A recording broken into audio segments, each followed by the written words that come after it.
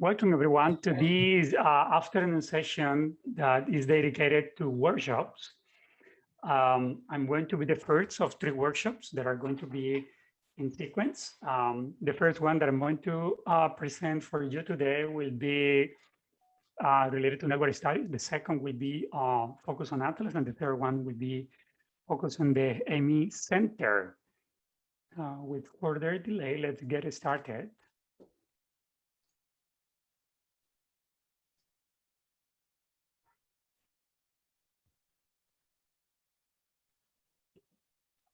So my name is Jose Posada. I'm a senior clinical data scientist with a dual appointment in the Biomedical Informatics Research Center and Research IT and Technology and Digital Solutions. Today, it's my pleasure to present this topic, which I've been very passionate about, and I will hope that at the end of this presentation workshop, some of that passion is with you as well.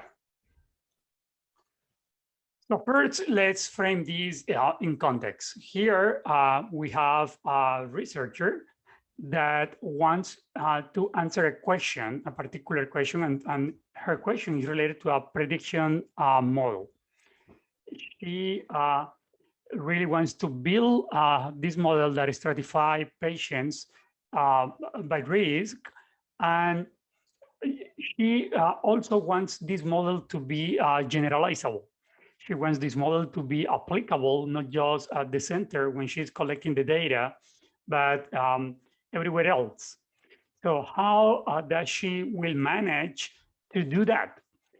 So one of the possibilities is to use all the infrastructure that Odyssey has been built over the years, where there are many collaborators sharing the dream of producing a reliable evidence across the globe, and using these network collaborators that, as we have explained earlier, each one of them hold their data in their own given sites. She could potentially be able to develop and or even validate this model across all these centers across the globe.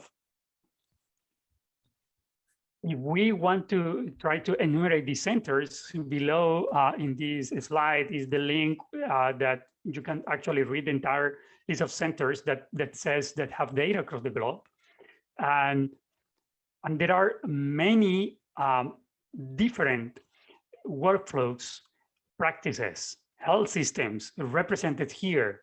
So if you are going to build a model that truly generalizes, this is a golden opportunity, because the way Columbia University works may be very different than what Stanford works. The way Veterans Affairs, that actually also have a CDM, is very different from the way usual or other health system works. University of California system that are sort of our neighbors are also there. We have data that is not even in English.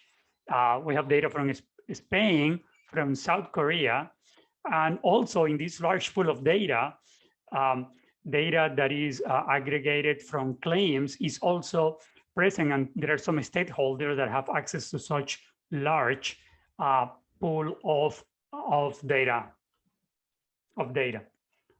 And this data is there. Each one of the centers holds them, and a network study is born to answer a clinical question.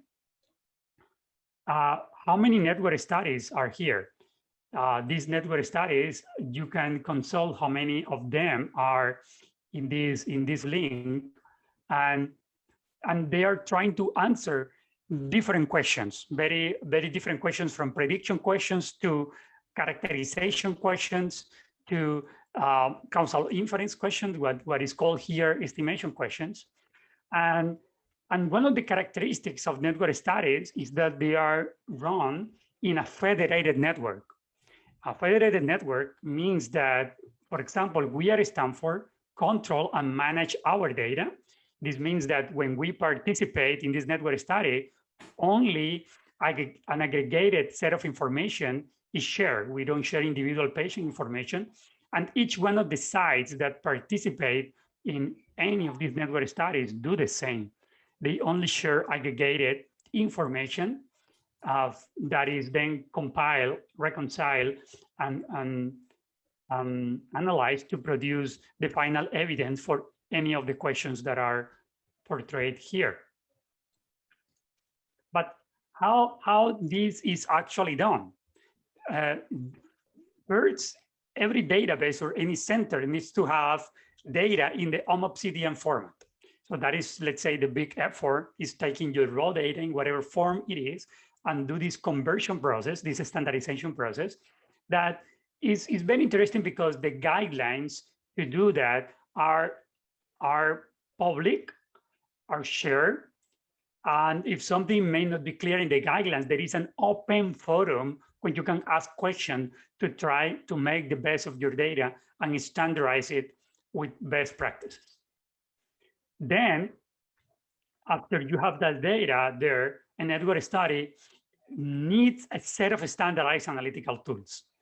And Odyssey, the Odyssey community over the years, this is one of the power points about the OMOPCDM data format is that there are a wide range of tools that have been built over the years to use data in the OMOPCDM format to produce evidence and to produce reliable evidence.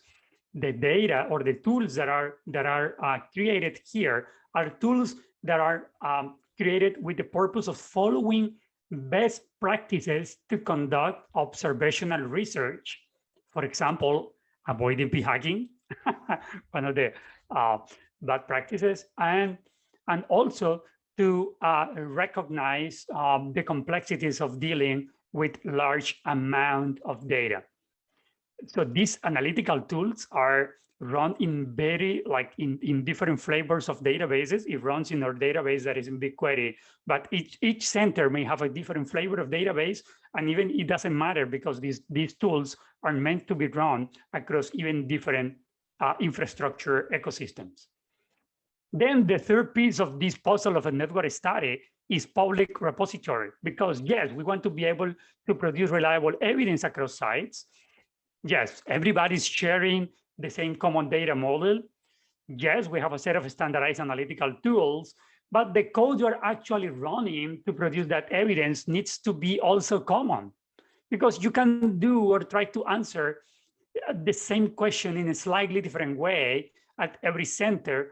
But if you can write a code that can run at every center and that can answer that question, and by the way, the code is totally public, then we are even following best practices for open access research. And then this code is public. The community embraced GitHub as a way to share the code. And the code that is shared is a full end-to-end code from the very SQL queries that is touching every table to the full analysis, computing p-values, computing AUC score, computing AUPR's C-curve. Is a fully end-to-end code, the code that is shared and that is run. And if you are really going to try to tackle a very important question, and we did this and the Odyssey community for when we were trying to respond to the pandemic back in March 2020, we pre-registered the questions as you would pre-register a clinical trial. In that way, you are committed to answer the question, even if you are not happy with the answer. For example, one of the things that the team set to answer back in 2020 was whether hydrochloroquine was actually something, or what was the safety profile of hydrochloroquine. And that was very interesting to check that even after some clinical trials, some of the answers that we produced back in March were actually reflected in some of the trials that were conducted afterwards. And then, this is optional, but this is also desirable. The results, it's important to make them public in a way. And the community has also embraced a way to share these results publicly. These websites, this data that odyssey.org has a collection of a lot of network studies that have been run, and where all the results are at your fingertips to explore. What were the results of each one of the databases that participated. And you can analyze and even sometimes even download some of the aggregated results from those sites as well. So this is where I was talking about the federated network studies. This is a very important point because in the United States, we are regulated by HIPAA and by many other aspects of the regulatory process regarding healthcare data. And those rules and laws are not the same in Korea. Those rules and laws are not the same in Spain. Those rules and laws are not the same in my home country in Colombia. So how do you actually navigate the law, the landscape, this environment that is even out of the scope of traditional laws in the United States? Well, this federated network is the response to make this process easier, because at each center, each one of the sites ask for permission within their own regulatory bodies. So their own regulatory body says, yes, it's okay to run this study. And because, of course, the protocol and all that is public is easy to evaluate. And then each site has their own permission. And when data is shared, we don't need to go through these crazy DUAs, right? Even international DUAs would be a very interesting headache, because you are sharing aggregated results that would be the same kind of results you would be sharing whether you were publishing a paper. So it becomes very easy to share these analytics across, and this meta-analysis the community has even done as a way to compile those results and produce a single portion of evidence. There are even software packages that helps with producing that kind of evidence. So if you really want to create a study, yes, this is participating in these network studies looks interesting. What about actually creating one? First, it's very important that as anything we do in this field, we really need to have a really good question, and it needs to be well-defined. When we say well-defined, is that there are many times when we ask a question and the question for some reason is asked in the context of our own healthcare or let's say environment. But when we try to like tease out what really I want, I go to a question that is defined in a way that can be asked across many different centers, independently on their particular environments. And then you start from there. Right? There are many questions. I remember when we were doing some of the Stanford initial COVID work, there was a flurry of questions made by physicians, specialists, med students, bioinformaticians, biomedical informatics, faculty. In Stanford, there is no lack of really very interesting questions to ask. And then the second step, given that you have a question, is that you need a way to perform quality checks and completeness that are relevant to your questions. And there are many ways to do that. One of the ways you are going to see later on is through our tool Atlas, because in Atlas you can get counts of anything you may want or to play around and see whether we even have data for that. And you can get it, and as we mentioned before, right now it's even free of charge, right? You are touching the data, you are running these cohorts, and you can really see how much data you are having. And the other thing is there are tools that we're going to show later to even know how and where is that code, that set of codes that you're using, even being used at other institutions, which is very interesting. Then the third is that when you are trying to develop this question, one of the best practices is recommended is that you should be able to answer the question within your database, because there are a certain amount of refinement that needs to be done to really get to the phenotypes and to the study that truly answer the questions you really want to ask. And it's important to engage or to gain the knowledge about how this database works, so you can formalize and finalize the protocol. And then here it comes the time to the protocol. Then there are some templates documents, but in general, it's just a very brief document when you are committing to the community and saying, I want to answer this question, right? There are many places to put that. You can put it in the Odyssey Forums. You can put it properly in a GitHub repository. You can pre-register in these sort of pre-registration servers like Open Science. And then you commit to actually answer this question within the network, because the ideals of Odyssey is actually produce reliable evidence. And to produce reliable evidence, one of the best practices that is being encouraged more and more is that you pre-register your question and you answer the question whether you like the result or not. So this is sort of a step of on commitment and direction in open science. Jose, there's a question which came in the panel, which is how does a team at any single institute collaborate? Like, are there meetings where a researcher at Stanford can find out who are the other Stanford researchers participating in the same study? So for an Odyssey study, typically you would just show up for that meeting, or do you have? Yeah, so there are two super easy ways. Odyssey has a community call every Tuesday. And in those community calls, usually network studies are spotlighted.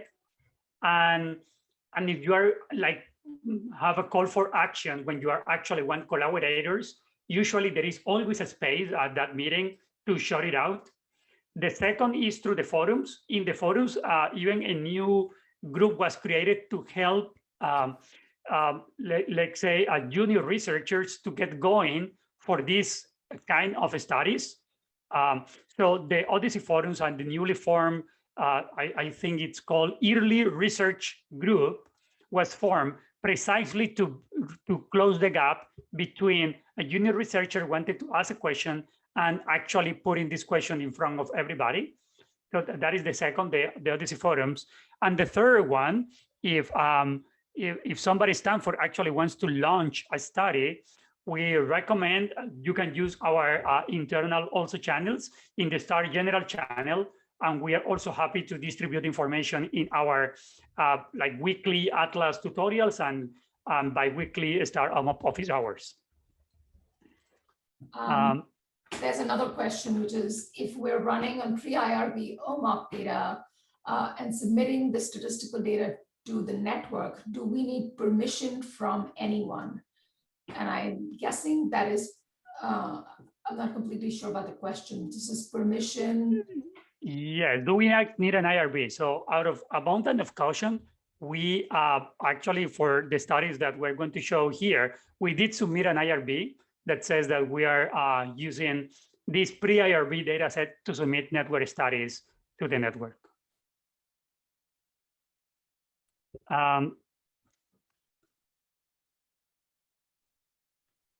Yeah, so there are the complete multi-site strategies. There are going to be examples in this presentation. Just wait for it. Then, how do we define a question? This is very important. First, again, the Odyssey community believe in engaging partners across many different disciplines. So domain expertise is usually something that is sought for. Clinicians that are actually very knowledgeable about the domain are sought for to really and clearly define the questions. Then, as was mentioned before, evaluating the feasibility on site using Atlas. And then there are these two libraries that I want to particularly mention that is called Phoebe and the Phenotype Library. Phoebe was a library created by the community where many sites submitted just counts of concepts. And with that being said, you can say, okay, I want to use, let's say, this particular concept to evaluate diabetes. You could see in this Phoebe library that is available in data.odyssey.org, you could see how many sites are actually using that same concept to represent diabetes. And this library even goes further to recommend you what other concepts you should be using to represent this particular one, because it's just a collective effort. And if, of course, completely de-identified data, you cannot even get the counts of a single site. It only tells you, like for this particular concept, 7 sites have records, and the number of records for all the sites are, let's say, 200 million. So it's aggregate information that is also trying to preserve privacy. Then the other point to evaluate feasibility is that the Odyssey community recently released this phenotype library with hundreds of phenotypes. right? A lot of those phenotypes have already been used at publications, and the provenance is also in this webpage, data.odyssey.org, clicking in Phenotype Library, and then you can see which papers have used a particular phenotype. And you know the good news, we imported all of them. So all of them are available and at your disposal in our Atlas installation. And they've been there already for a while, but they're available right now for you to use and to reuse and to modify according to the question. Then we already talked about the creation of the protocol and the pre-registering phase. Then you are sure that you have the cohort you want, you created a protocol, then you need to go and get your hands dirty in creating a package. And this package is not more than software that really answers your question end to end. It's a software package that our instance in Atlas actually do generate some of those software packages by automatically for you. If you can fully define the study within Atlas. If not, you can also customize if you want to make things that are like, let's say, outside the scope of some of the functions, you can definitely customize that. The code is usually written in R, that is a widely used and accessible language for data science. And then you have a software package that you're ready to distribute to the community. And then, of course, we need to write papers. So that is one important step. When you're running a network study, we need to think that there are many people across, of course, the globe that have many different insights, and on all of them has a very interesting take on the analysis of the results, and they even provide input and write sections of the paper depending on how you configure the study. Then how do we really go into the nitty-gritty or using on how to create the study software? As I mentioned before, you could use Atlas. And to use Atlas, the best way to do it is to really try to run your study in a way you can fully execute it there. Atlas is a UI. We're going to hear more about Atlas in the next workshop that really allows you and have a lot of flexibility to define 5 different set of questions that are the most the most used questions across the traditional biomedical literature. And you can, from our instance, you can run that. That is not present in all the Atlas instances. You can actually execute your prediction and download your results and inspect the AUC, inspect the UPRC, and all the metrics for your particular model. But you can also download a package that is executable at other instances across the network. The second is using the raw, let's say the raw R packages. Hades is the Health Analytics Data to Evidence Suite. That is a collection of packages that have been put together by the community, where you can call those functions by yourself, create this package, and be sure that you can distribute it in a way that the community can get it. There are 2 ways we currently encourage to do that, by using RM or using Docker, which is a fully reproducible stack, so anybody can actually run this. Then this is how it looks like. The Odyssey repository is called Odyssey Studies. You can click there and check all the studies that has been there.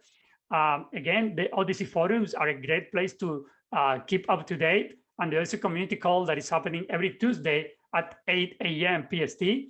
And plain old emails also work perfectly to communicate with each one of the participating centers. Then public visualizations are also present in the data.odyssey.org, as I mentioned, and the manuscripts are available as soon as possible through preprints, and then the usual journal submission process that we all know that takes months to get the light of the day. Then this is one of the examples of a complex study that was from results to publication in 3 months. By far, this is one of the fastest studies that we've been able to participate. And it's such a nice example. This is outside COVID. We wanted to bring an example that was not COVID. And this example was the team that wanted to answer this question was a team in Korea. And they reached to us by all plain email. And this study was very interesting because it was really focusing on a very targeted question that you could think that, oh, that can answer. Yes, we can answer that question with our CDN. And there has been some evidence that says that there are major depressive disorder for patients treated with for cardiovascular disease with beta blockers. And they really wanted to evaluate whether a predictive model was useful to assess this risk of a major depressive disorder across the network. And this model was trained, and the model was, in this case, was tried to be really a parsimonious model with not that many features.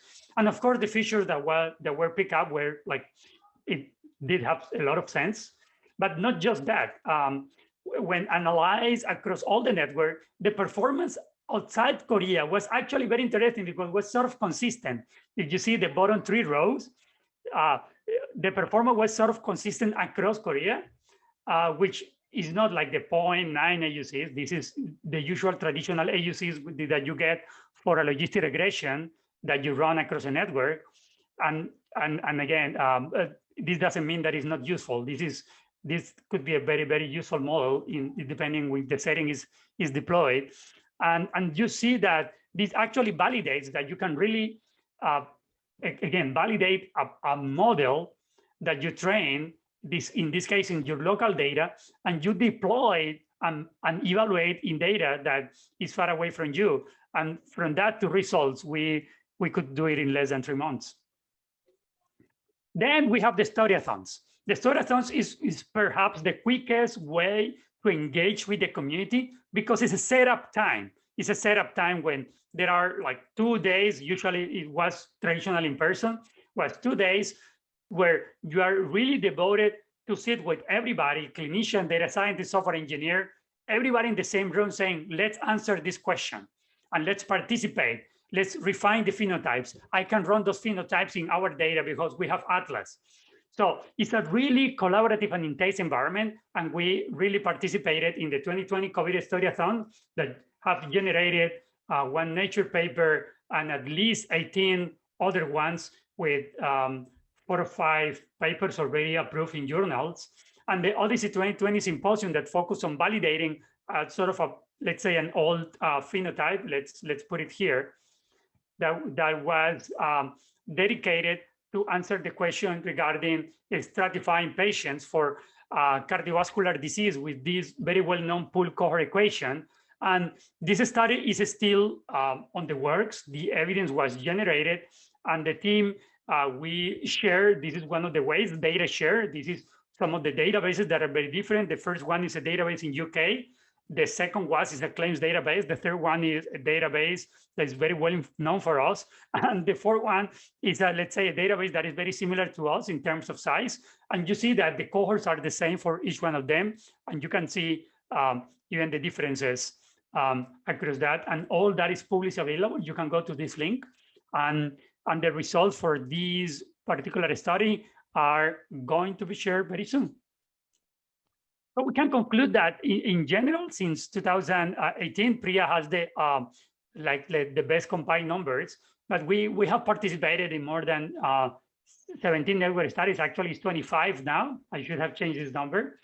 And these network studies is just an approach that is trying to incorporate best practices to produce reliable evidence that is well and that is very much needed across our healthcare systems. So I would want to say thank you very much for being with us this time. And I'm happy to answer questions in the chat. Yeah, no, so we can actually quickly answer this one question, Jose. It's is it possible to conduct a network study with Python instead of R? Yes. For example, so Behzad, absolutely yes. Come talk to us. Yes, definitely. Actually, the patient level prediction package that has been created by the community is actually running Python code. And that package even is capable as of today of even running prediction like deep learning models written in PyTorch. So there are some architectures that have been already incorporated into the package, but yes, Python has made their way into the community, but there are also ways to try to write most of that in Python and execute across the community. Yes, definitely there are many ways that this can be done. Thank you, Jose. So the next presentation will be by Adam Black. Adam joins us from Odysseus, and his presentation is actually going to showcase some of the analytical functions that are made available by the Atlas tool. So take it away, Adam.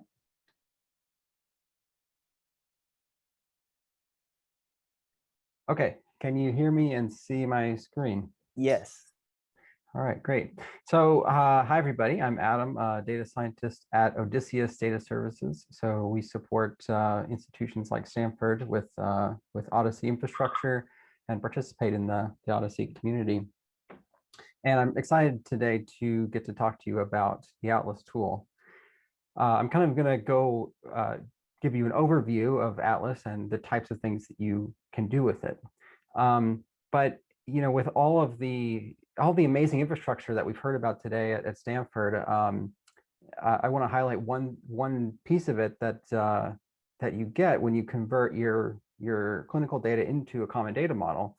So you're standardizing the structure and the content, and that allows you to start using these standardized analytic tools. So the common data model is, you can see, as the gateway to standardized analytics. So we have Hades and we have Atlas, and there's actually a whole slew of more tools on the Odyssey GitHub site. But Atlas is one that's used quite a bit. So this is what Atlas looks like. Hopefully you've seen some of this before, but it's available at odyssey-atlas.stanford.edu. And on the left-hand side, you have these different tabs, which are different functions that it provides. So the different analytic functions that Atlas provides are whole database characterization. So asking questions about what's in this data. You can build cohorts and define them. You can characterize a specific cohort, and that includes comparing one or more two or more cohorts. You can calculate incidence rates, and you can create these beautiful pathway diagrams or event sequence distributions. So if you have a sequence of events, you can do that, and that's what's in the bottom right-hand corner of the slide. Here is one of those pathways. You can build a prediction. You can build prediction models, and you can execute, create like propensity scored matched comparisons or estimation studies, all in Atlas. So let's just start thinking about some questions that we might want to answer. So thinking about database characterization, we can ask a question like, you know, do we have hydroxychloroquine in the data? And so we can just go to this drug exposure report, search for hydroxychloroquine, and find this 200 milligram oral tablet, which is present in the data. And we can look at the prevalence over time of this drug. So we can kind of see in 2020 there was this sort of big spike and then a drop down. So it kind of gives us this context of like how this drug is being used over time. We can also see where it's being used, inpatient or prescription or dispensed in the pharmacy, and we can see the age at first occurrence for males and females. All right, let's try a procedure. How about mammography?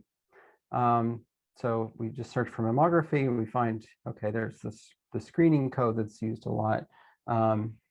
And I'm also thinking about COVID, like maybe how did mammography kind of change in 2020? And here we see it's pretty stable over time, but then there's this big drop at the end of 2020. And I think, you know, we have to keep the last couple data points, interpret those with caution, because I think there's you might not have the full denominator for those, but we can definitely see a big drop in 2020. Another thing we can see is this the same plot over time, but broken down by age and sex, age group and sex. So clearly we don't have any data for males on this. It's only females, and we also can see it's females between the ages of 40 and around 80.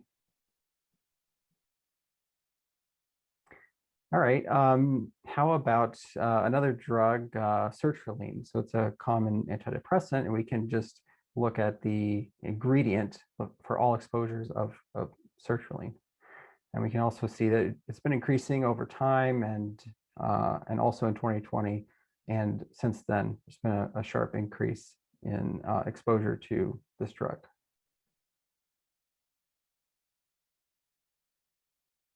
So, I just encourage you to think like what other drug or condition or procedure rates would be interesting to look at for you over time.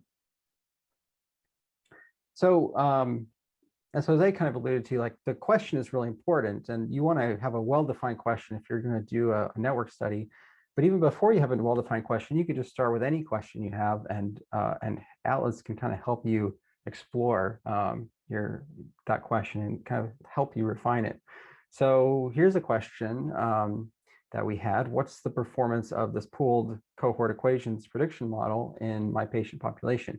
And someone presented on this, mentioned this earlier today, because this was a study that they did. So this pooled cohort equation model, we have, we're predicting cardiovascular disease, ASCVD in patients 40 to 80 without baseline ASCVD risk or statin use. And it's designed to predict that outcome over a 10-year time to risk window. And thanks to an Odyssey network study, we actually have the answer. So people went through this process that Jose talked about, and they created a study package, ran it across the network. Stanford participated in that, and now we actually know how this model performs on the Stanford population.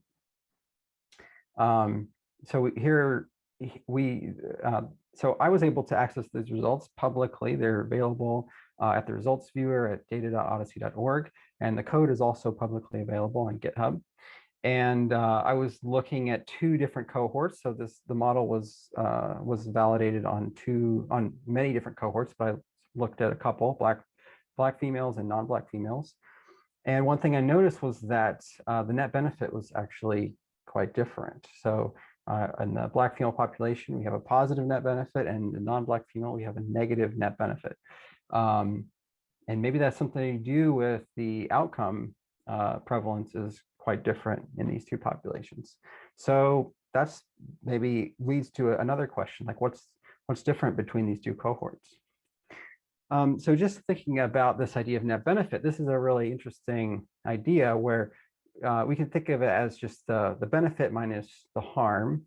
And in particular, we'll quantify the benefit by the number of patients that are treated correctly based on the model prediction, minus the number of patients treated incorrectly by the model prediction. But we also need to weight the harm by the exchange rate, because maybe the harm is treating a patient unnecessarily is maybe not a big deal, in which case the exchange rate would be very small. But if treating a patient unnecessarily has a large degree of harm, then the exchange rate is really, really high. And the key idea behind this net benefit plot is that exchange rate can be derived from your threshold probability. So if your threshold probability is 0, meaning you're just going to treat everyone, then the harm is nothing. You don't care about the harm, and your exchange rate is 0.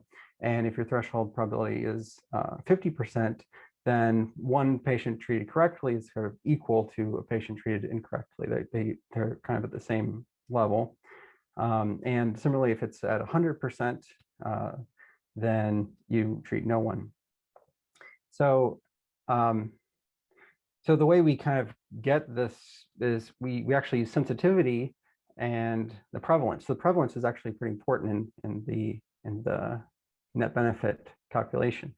The number of patients treated correctly is going to be sensitivity times the prevalence, and incorrectly is going to be 1 minus specificity times 1 minus the prevalence times our weight. And we can plot that at every threshold. And so we look at those net benefit plots, we can see the net benefit for females is positive, for black females is positive, and non-black females is negative for most of those threshold probabilities.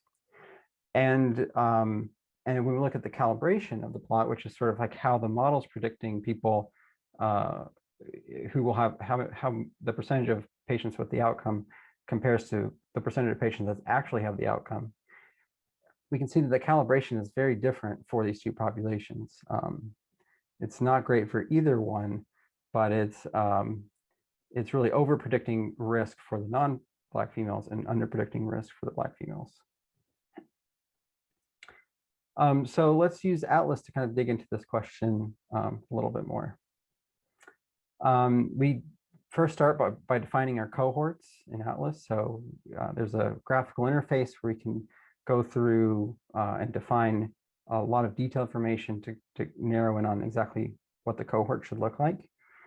And thanks to the Odyssey tools, we don't actually have to do this all manually. I can just use the cohort that was defined in the study. And because cohort definitions in the Odyssey world are interoperable. So they can be exchanged as JSON files and loaded into Atlas. And like Jose mentioned, we have the Phenotype Library, which is a lot of those cohorts that have already been loaded to Atlas. So they can be modified, changed, and exchanged very easily. So let's just confirm that the incidence rates are different for these two patient cohorts. So our outcome is sort of this cardiovascular outcome, which is defined as first AMI or ischemic stroke or death. And we can see that in fact they are quite different. In the Black female population, it's almost twice as high. We could compare the age distribution. Maybe there's a difference in age. And so using the characterization function in Atlas, we can compare the age groups and see that there's, when we look across that standardized difference column, we can see there's not much difference. Quickly scan that and see there's not much difference in age between these two populations. We can look at observation time. Maybe one cohort's observed for a different amount of time. And we can see that there's not much difference in terms of observation time between these two cohorts. Let's look at a couple risk scores. So we have the Charlson index and the CHADS2 score. And when we look at the Charlson index, there's also not much difference there. That's a comorbidity index. But when we look at CHADS2, we can see there's actually quite a lot of difference. And in the Black female population, it's almost twice as high on average than the non-Black female population. And we can look at condition prevalence. So here we're looking across the condition groups, and this is taking all conditions into account that are recorded in the Starr OMOP data. And we get a nice table here, ordered by standardized difference with essential hypertension at the top, and obesity being kind of the next one. And then we have a plot, and the points that are on the dotted line, the diagonal dotted line, are kind of give you an idea of what covariates are equal between the two cohorts. And if a point is farther from the dotted line, it tells you it's more prevalent in one cohort than the other. And if you hover your mouse over one of those points, you get a nice pop-up. You can see, okay, hypertension is one of these covariates that is very different between these two cohorts. We can even build our own prediction model, as Jose kind of talked about. So in Atlas, we just import the cohorts and define the hyperparameter, define the parameters of the model, choose the different types of models, and create the settings. And we can actually execute the model, train it in Atlas, and download the results and check them out. You can do this on the Starr OMOP data or the Optum claims data as well. So here I just defined a model using a lot of the defaults, and we use lasso logistic regression and random forest model, and we can sort of investigate the results of a model that incorporates all of the conditions, drugs, and other clinical data that's recorded in Starr OMOP, kind of all done in the Atlas interface, and it gives you a lot of ability to just explore like that. So in summary, Atlas provides really extensive analytic capabilities through a point-and-click interface that protects patient privacy. You don't have to jump through a whole lot of hoops to try to get access to it. You can answer a lot of interesting questions, and you can use it to explore the Starr OMOP database, characterize and compare cohorts, calculate incidence rates, create cohort pathways, create and execute patient-level prediction studies and population-level estimation studies. And those studies can also be executed across the Odyssey network. And if you'd like to learn more, please come join us in our Atlas office hours. We have this every Monday at 10 a.m. And we'd be happy to talk to you about your questions or help you use Atlas. So with that, we can have a discussion and talk about questions. And one question I would leave you with is, what is your motivating question? And could you answer it with Atlas?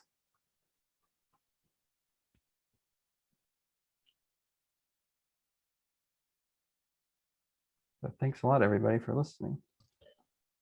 Hi, Adam. This was awesome. Can you, one of the things, let's drop in the chat, since you did this, all of this within Atlas, can you just drop in the chat the link to the analysis that you were sharing? Because sort of you copy paste from the Atlas interface, and anybody here in this call with access to Atlas can actually go by themselves and also check all the other details, right? So you can just drop the link there, so anyone can just check it at their own disposal.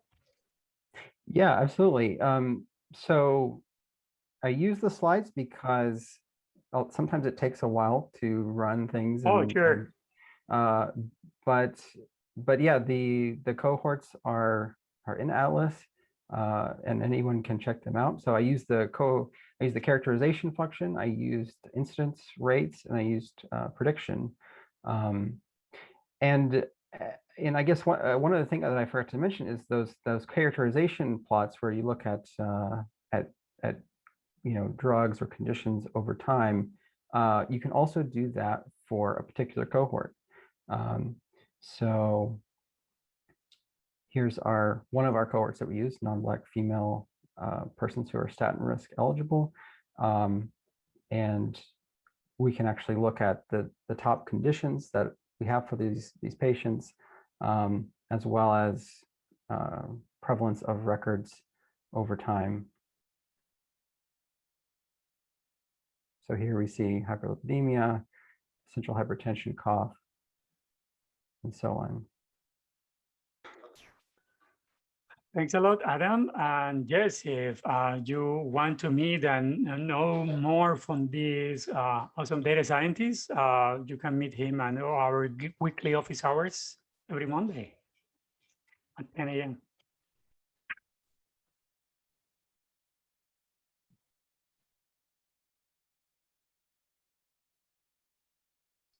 Okay, if there are no further questions, we will leave the stage to Stephanie. It's all yours.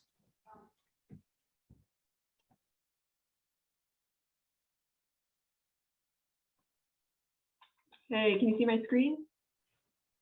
Yes. All right. So, hey everyone, my name is Stephanie. I am a project manager here at Stanford. And you can see my screen with the slides, right? Sorry. Yes, we see. Oh, okay. Sorry. My name is Stephanie. I'm a project manager for the AIMI Center, and I've been at Stanford for the past 2 years, and at the AIMI Center for the past 2 years as well. I have a background in clinical informatics and happy to be here to discuss more about the AIMI Center and what we're doing to provide resources to the research community. So in the next 20-ish minutes, I'll be providing an overview of the AIMI Center. If you were here for the program the entire day, Dr. Langlock presented earlier, and I'll be dipping a little bit deeper on some items that he mentioned, including resources that we have available with documentation, data sets, and some software. And I'll end with ways that you can engage with the AIMI Center. So the Center for Artificial Intelligence in Medicine and Imaging was founded in 2018 with the primary mission to solve clinically important problems in medicine using AI. And again, if you've been around for the entire program today, you've already heard a little bit about the AIMI Center, but our mission is to support outstanding interdisciplinary artificial intelligence research that optimizes how clinical data and images are used to promote health. We've grown quite a bit over the past couple of years with over 115 faculty, and I think that number is at 120, from over 24 departments and schools at Stanford. And we serve as a virtual hub to the faculty and research, and our goal is to really amplify the research that's happening, and as well as aid in any way that we can. So here are our fearless leaders: Dr. Kurt Langlock, Dr. Matt Lundgren, Dr. Nigam Shah, and our Executive Director, Johanna Kim. And I'd like to just say everything that I talk about today can be found on our website, which is aimi.stanford.edu, and I'll show that again later on. But everything that I talk today can be found on that website. So I'd like to start off with a document that we created that we created to kind of help researchers guide through the research process at Stanford. We call it our one-pager, and that from a high level, it will help guide researchers through the process. So there are many groups and departments and other resources that we all learned today through the program that are here to help, but it can become a little bit confusing when you start to research on the internet what kind of resources are available. So it becomes a little bit confusing if you're new to Stanford or if you're new to the AI research. So we created this document. It shows a visual representation of the process and as well as some of the helpful groups like the Starr team, like the SRCC, like the RIC, and their resources who are tremendously helpful in every aspect of research. And we've broken this up into 4 different parts. So the first part is the discovery phase, and what resources are available during this phase pre-IRB to help with forming a solid research plan. Resources such as the Starr cohort discovery tool and the pre-IRB OMUP can help you with volume counts to kind of determine how much data is available for your research. The second part is the regulatory and compliance section. So this is where you would put together your protocol for the IRB and determine what kind of agreement might be needed if they are working with an academic partner or someone in industry. The third part is what we labeled the data piece, and this is provides a list of or details of how to get access to the clinical information, text, and imaging data. And then the last part are resources that are available that you heard about today as well, that are available to use, including compute, storage, and some software. I'm happy to provide this document to anyone that's interested, and I'll give you my email at the end if you are interested. So I'm going to talk about some of the public data sets that we've released that Kurt also mentioned earlier today. This is part of our work around democratizing AI, and we work with researchers who are interested in this process and help guide them through the process. Part of it includes the de-identification that the Starr team performs on the images, but it also requires a human review, and we can help guide that process. And the data sets are usually not only the images, but labels and other details to augment the data, making it more impactful in the industry. So we currently have 9 large public data sets, and I'll quickly review. These, again, can all be found on our website. So the first one is Chexpert. That is 224,000 plain film chest X-rays of over 65,000 patients, including the corresponding radiology report, and as well as labels by chest radiologists. This effort was led by the Stanford ML group, including the next data set as well, Check Photo, which are photos of over 10,000 chest X-rays from over 3,000 patients. Echonet is our next data set. This is a set of over 10,000 cardiac ultrasounds, including clinical measurements and calculations from registered sonographers and validated by echocardiographers. And this effort was led by Dr. David Oyang. Lyra is lower extremity plain film X-rays of over 182 patients, and the anatomy consists of foot, knee, ankle, and hip body parts that were also include diagnosis labels. MRNet consists of over 13,000 or 1,300 knee MRI exams, and it also includes labels extracted from clinical reports. Again, this is another effort that was led by the Stanford ML group. Mura is Msk X-Rays, which consists of over 14,000 exams from over 12,000 patients, and consists of over 40,000 images. So these are upper extremity, including elbow, finger, forearm, hand, humerus, shoulder, and wrist. And each of these was manually labeled normal or abnormal by a radiologist. And this is another effort by the Stanford ML group. So our last 3 data sets are RSNA data sets. RSNA is the Radiological Society of North America. They have a very large annual meeting. In the past few years have hosted an AI challenge, and Stanford has contributed data to each of these challenges. So the 27 challenge was bone age, and this consisted of pediatric hand X-rays. 2018 was pneumonia detection, and that was chest X-rays. And 2019 was intracranial hemorrhage detection, and that consisted of CT brain. So each of the RSNA data sets are labeled and curated by clinicians, but they also contain data from other organizations, so it's not just Stanford data. And you can find more, again, on our website, but the RSNA ones you can find on the RSNA website as well. We do have another 4 to 5 data sets in our queue, including brain MRIs and chest CTs.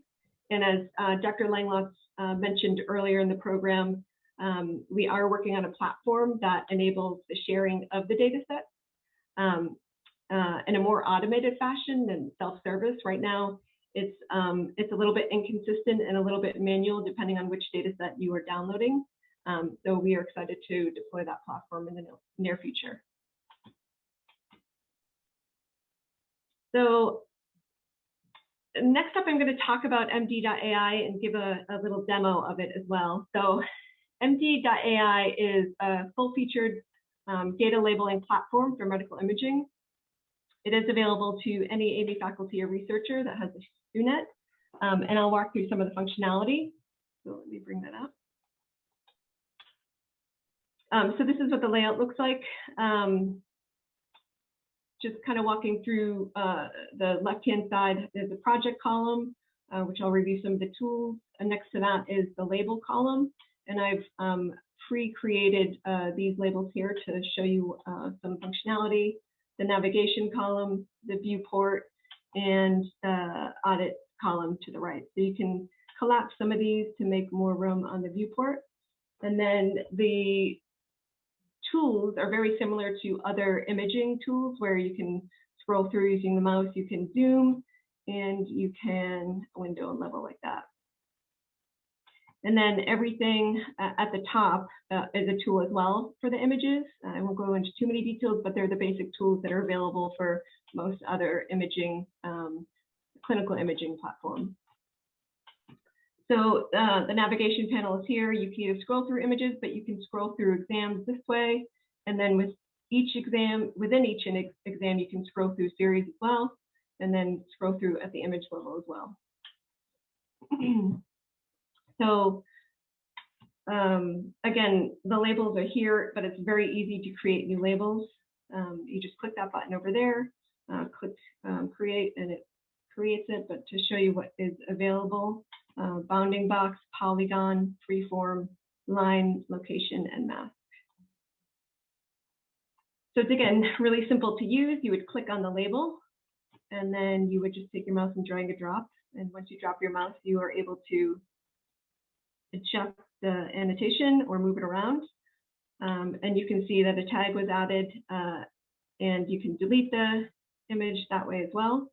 Next annotation is polygon. So this is just a series of clicks on the image. And then once you have your third click, you can then adjust and add more points onto that annotation, and again, adjust it and move it around. Next up is freeform, and that can be used just to draw on the image. And then once you let go of the mouse, again, you can adjust it, you can adjust the points, and then move it around. There's a line annotation that is just, again, a click and point. Again, you can see here moving around. There's a location that you can use to add a marker, for example, on a lung lesion. And I'm not a radiologist, so I have no idea what if that's a lung lesion or not. And then there's their newest feature is called Mask. It's like freeform, except you can adjust the size of the paintbrush and other cool things, but you can also color it in as well, like I'm doing here. Lastly, there is a weak label. So you can just click that to add a label. You can add it to the image, you can add it to the series, or you can add it at the exam level. One other thing I wanted to show you is interpolation. So if I click the bounding box and create an image here, I'm going to add a frame. I'm going to scroll through a few more images, put a bounding box. I'm going to click add frame, and I'm going to click interpolate, and when I scroll through, you can see that that has been added to the series in between, of the images in between. So going over to the project column again, progress is a nice feature. If you have a very large data set and a lot of labelers, you can see where the progress is, or the progress being made. And then lastly, you can export your annotations. You're not able to export the images, but you can export the image annotations in a JSON format. So that is, again, very basic demo of the system. There are so many other features of the system that you can learn more about on by going to md.ai, but additional tools, or sorry, additional rules around md.ai from a data perspective. You would attach your data via a narrow GCP bucket. And then if you have a public data set, you can upload that directly into the system itself. The system currently only handles DICOM, JPEG, and PNG, but the vendor, excuse me, we have a really close relationship, and they're actively modifying and developing, and they are working on new features all the time. So again, you can access this by going to our website and filling out a form. And all you need is a SUNET. And in addition, if you are not sure if this tool will be right for you, we have a test project in the system that I was just on that you can kind of use to decide if that's something that might work for your project. The next system I will share or show you is Montage. So Montage is or called Result Search. This is a nuanced product that ties in very closely to the PowerScribe reporting tool within the radiology department. There are a lot of restrictions with this tool, but it can be very useful. So it's a software that will search through radiology reports based on information that you enter in. So this is what the the search screen will look like. You can search by specific words or phrases or exclude specific words or phrases. You can search by date, modality, exam, and then even to the patient level, inpatient, emergency, and outpatient.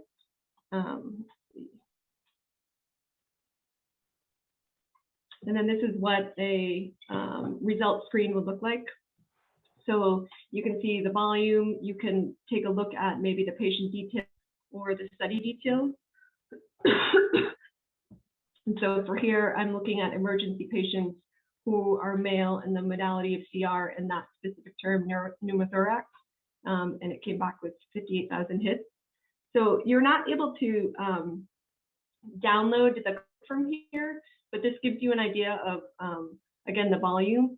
But the Starr team and the RIC team do have access to this tool as well. So if you find a cohort in here that really works, you can relay that to the Starr and RIC teams, and they can pull that directly from the system and hand it over to you.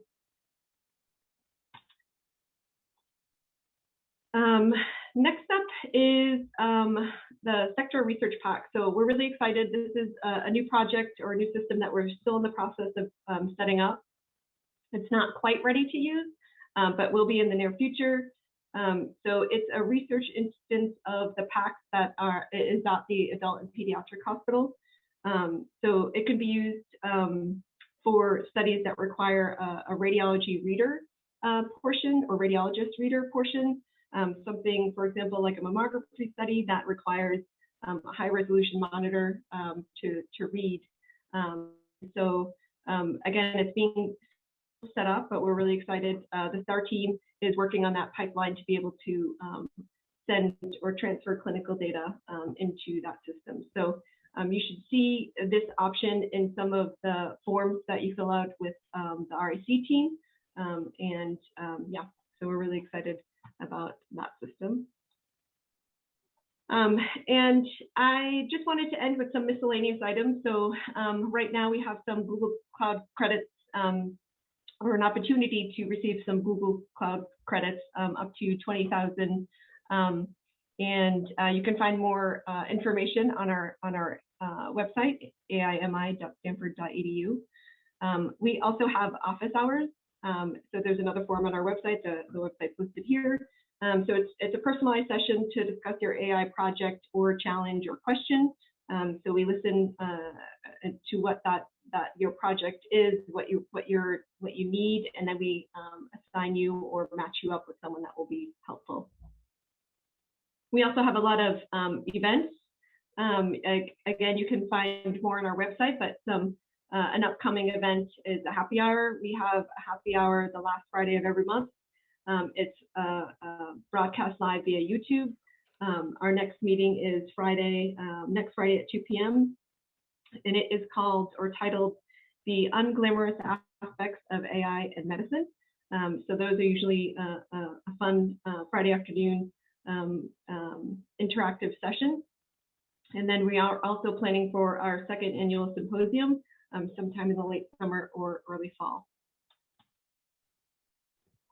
So again, you can engage with us in many ways. So I'm listing here our social media and how to join our mailing list. If you are interested in any events that we have or our upcoming funding opportunities, please join our mailing list because we will keep you updated on all those. And then my email's here as well if you have any questions or if you're interested in the document that I shared earlier. Yeah, so please feel free to reach out and let me know if you have any questions, and happy to take questions now as well.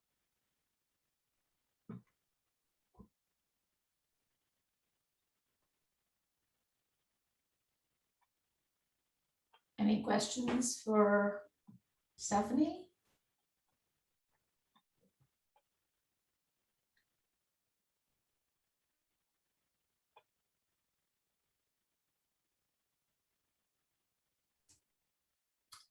Going once, going twice. That was a really cool presentation, Stephanie. Thank you. Thank you. Yeah, absolutely. Thank you very much to Jose and Adam. They were all amazing presentations. So we're at the end of the day with lots of information dumped on people. And as you can see, it ranges from EHR data to images, to integration challenges between them, to taking information back into the clinic via approaches such as Squire and smart APIs and so on. So we have a few minutes for some open-ended conversation. We officially end at 4:30. And feel free to speak up, put things in the chat, walk around if you're completely zoned out with Zoom fatigue.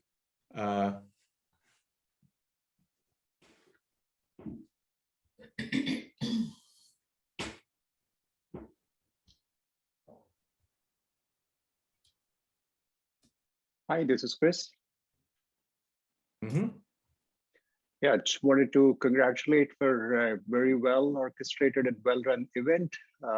We have, as a service provider, we really don't get to know what researchers do and what gets achieved. It's really interesting and heartwarming to see the impact the community is generating and how it is contributing to the goodness, and that's what Somali keeps emphasizing. So fantastic job, well done. Thank you.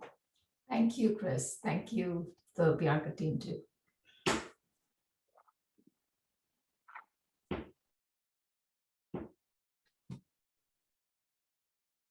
And most of this is recorded. It will be up for view. And hopefully by the time it's on YouTube, it'll even be searchable. Hope we send it before that. And I want to thank all of you for staying with us. It's been a long day for all of you. So thank you very much. It was a lot of hard work for the team to organize it. Thank you, Priya. Thank you, Nigam. And you guys have been fantastic participants. And you've given me hope that if we do this next year and the year after, it'll be fun. It will be fun. Yeah, we'll focus on something else. We won't do the Starr OMOP show again, but OMOP, as we said in the beginning, and Starr Data Lake is sort of a primary watering hole where we're adding and linking as many data sets as we can. And there'll be lots of fun conversations around, which is the highest priority data set. So if you have thoughts on that, if you're a researcher with a specific data set in mind, please drop us a note. That does factor into what the team takes up next. Images are always on top of everyone's mind. Radiology is leading the way. Hopefully path, ophthalmology, derm will start getting those in. And yes, we hope there'll be some free lunch next year. Absolutely. What good is a meeting without a free lunch and a free t-shirt, right? I mean, it's a complete waste of time. All right. We don't have to stay till 4:30. If people are sort of, wiped out, just want to digest, process the information, we could end early.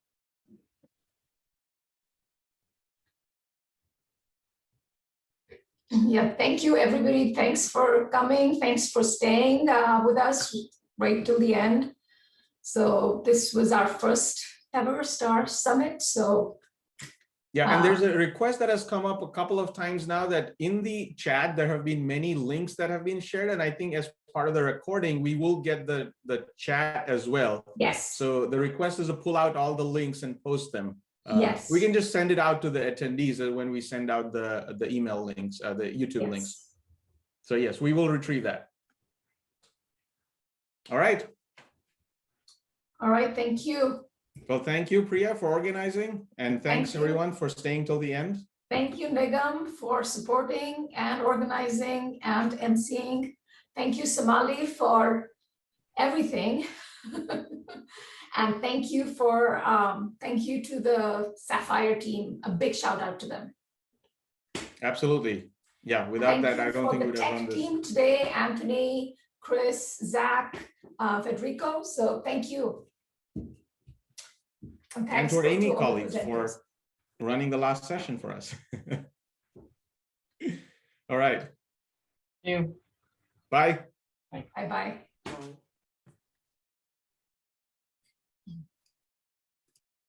The preceding program is copyrighted by the Board of Trustees of the Leland Stanford Junior University. please visit us at med.stanford.edu.